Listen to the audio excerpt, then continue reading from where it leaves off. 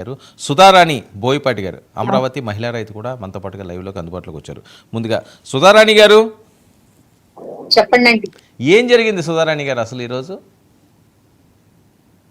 నిన్న అతను కృష్ణరాజు అనే అతను సాక్షి టీవీలో కొమ్మినేని శ్రీనివాసరావు గారు ఇంటర్వ్యూలో చెప్పారండి. అతను డిబేట్ లో అమరావతి రాజధాని చంద్రబాబు నాయుడు గారు 2 రోజుల క్రితం అమరావతి దేవతల రాజధాని అని చెప్పారు కదా ఒక మీటింగ్ లో. అప్పుడు దానికి కౌంటర్ గా వీళ్ళు దేవతల రాజధాని కాదు అంటే ఎలా చెప్పలేకపోతున్నానో నేను అలాగే చెప్పలేకపోతున్నానండి. అంత అసహ్యంగా, అంత జుగుప్సాకరంగా, అంత దౌర్భాగ్యమైన మాట్లాడటం అది వైసీపీకే చెల్లింది. ఒకటండి ఇక్కడ నేను స్పష్టంగా చెప్తుంది ఏంటంటే, మరి ఆ ఆంధ్రప్రదేశ్ కి ఇంతకు ముందు సీఎం ఎవరండి? అంత చండాలంగా కూసిన కోతలు కూశారు కదా వాళ్ళు. నేను వాళ్ళని చండాలంగా కూడా మాట్లాడాలంటే నా విఘ్నత నేను కోల్పోదలుచుకోలేదు. ముందు నేను అంత చండాలంగా, అంత జుగుప్సాకరంగా మాట్లాడిన వాళ్ళకి అంతకు ముందు సీఎం ఎవరండి? మరి దానికోసమే ప్రాకులాడారు కదా. అమరావతి రైతుల్ని 5 సంవత్సరాలు రోడ్డు మీద పడేసి బూటుకాలతో తన్ని ఎంతో హింసించినప్పుడు వీళ్ళకి ఇచ్చారు కదా 11 సీట్లు. అయినా బుద్ధి రాలేదా అండి వాళ్ళకి? నేను మాట్లాడలేనండి ఆ మాట. అంత అసహ్యంగా మాట్లాడుతున్నాను అనమాట. ఏదో టైమ్స్ ఆఫ్ ఇండియాలో చెప్పారంట. టైమ్స్ ఆఫ్ ఇండియా మీకు పంపిస్తా చూడండి రిపోర్ట్. మా వాళ్ళు ఇప్పుడు పెట్టారు. సుధాకర్ రెడ్డి అంటండి ఆ రిపోర్ట్ రాసింది కూడా. ఈక్వేషన్స్ అన్ని మీకు ఆ టేబుల్ ఉందండి, మీకు పంపిస్తాను తర్వాత. ఓకే, ఇప్పుడు ఏంటి మీ డిమాండ్ ఏంటండి? చెప్పండి అండి. మీ డిమాండ్ ఏంటి? మా డిమాండ్ అంటే ఇప్పుడు భారతీ రెడ్డి గారు కూడా సాక్షి పేపర్ నడిపే భారతీ రెడ్డి గారికి కానీ జగన్మోహన్ రెడ్డి గారికి కానీ వాళ్ళకి తెలియకుండా ఈ కృష్ణంరాజు అనే అతను గాని కొమ్మినేని శ్రీనివాసరావు అతను గాని వీళ్ళు డిబేట్ ఏం చెయ్యరు. వాళ్ళకి తెలిసే చేశారు.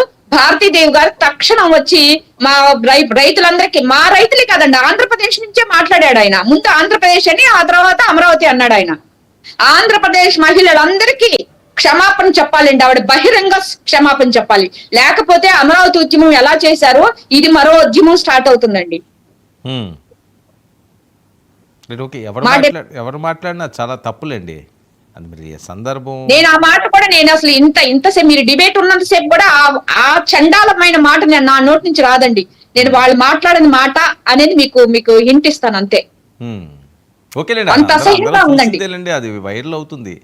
అది అందరూ మాట్లాడుతున్నదే ఏమైందో ఏంటో అన్నది.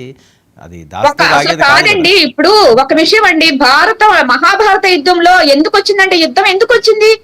కర్ణుడు ఐదుగురు భర్తలు ఉన్న వాళ్ళు కాదు అని చెప్పే కదా ఆయన తీసుకొచ్చి ఆవిడ్ని నిండు సభలో అవమానించింది ద్రౌపదిని. దాని పర్యవసానం ఏం జరిగిందండి?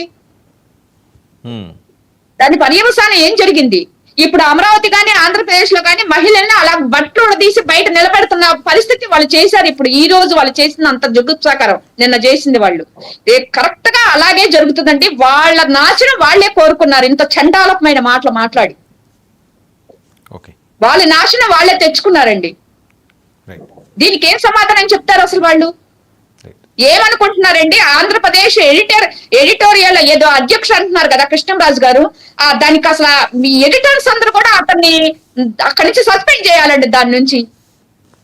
అంటే ఇంత భ్రష్టు పట్టిపోయిందా అండి? ఇంత భ్రష్టు పోయిందా జర్నలిజం అనేది? ఎడిటర్ అనేది ఇంత భ్రష్టు పట్టిపోయిందా? ఏం మాటలు మాట్లాడుతున్నారు? నోటికి హద్దు ఆపు ఉండాలి.